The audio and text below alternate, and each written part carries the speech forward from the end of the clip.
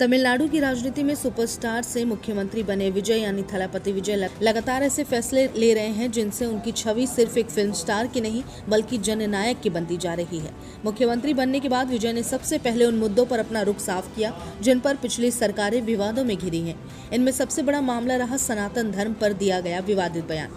दरअसल उदयनिधि स्टालिन के सनातन धर्म को लेकर दिए गए बयान ने पूरे देश में भारी विवाद खड़ा कर दिया। उदयनिधि ने सनातन की तुलना डेंगू और मलेरिया जैसी बीमारियों से करते हुए कहा था कि इसे खत्म किया जाना चाहिए। इस बयान के बाद देश भर में विरोध प्रदर्शन हुए, कई राज्यों में केस दर्ज हुए और बीजेपी समेत कई हिंदू संगठनों ने डीएमके सरकार पर हिंदू विरोधी राजनीति करने का आरोप लगाया। मामला सुप्रीम कोर्ट तक पहुंचा और तमिलनाडु की छवि पर भी असर पड़ा।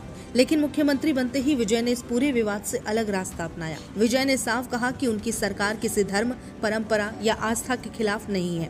उन्होंने सबका सम्मान, सबका अधिकार की नीति पर जोर दिया और प्रशासन को निर्देश दिया कि धार्मिक आयोजनों, मंदिर और सांस्कृतिक परंपराओं को लेकर सरकार का रवैया सहयोगात्मक होना चाहिए। विजय ने कई मंदिरों के पुनः निर्माण प्रोजेक्ट, तीर्थ पर्यटन और सांस्कृतिक उत्सवों को सरकारी समर्थन देकर ये संदेश देने की कोशिश की कि उनकी सरकार टकराव नहीं, संतुलन की राजनीति करेगी। विजय के सीएम बनने के बाद एक और बड़ा बदलाव सोशल मीडिया पर देखने को मिला। तमिलनाडु गवर्नमेंट के ऑफिशियल सोशल मीडिया हैंडल्स पर फॉलोअर्स की संख्या लाखों में बढ़ गई।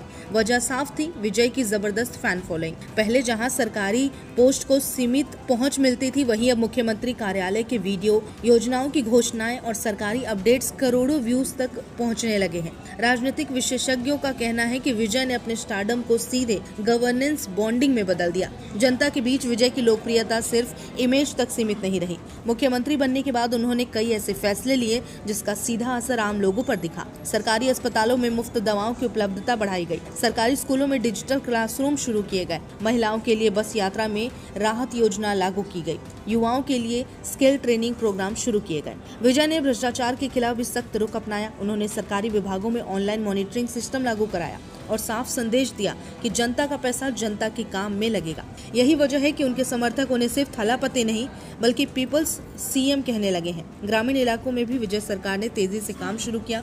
किसानों के लिए बिजली सब्सिडी, सिंचाई योजना, गांवों में हेल्थ कैंप लगाए गए। कई जगहों पर बंद पड़ी परियोजनाओं को दोबारा शुरू किया गया। विजय खुद अचानक सरकारी अस्पतालों, स्कूलों और राहत शिविरों का निरीक्षण करते नजर आए, जिससे उनकी ग्राउंड कनेक्ट नेता वाली छवि मजबूत हुई। राजनीतिक जानकार मानते हैं कि विजय ने तमिलनाडु की राजनीति में स्टार पावर को पब्लिक सर्विस से जोड़ने की कोशिश की। यही कारण है कि उनकी हर गतिविधि सोशल मीडिया पर वायरल हो रही है और युवा वर्ग तेजी से उनके साथ जुड़ता दिख रहा है।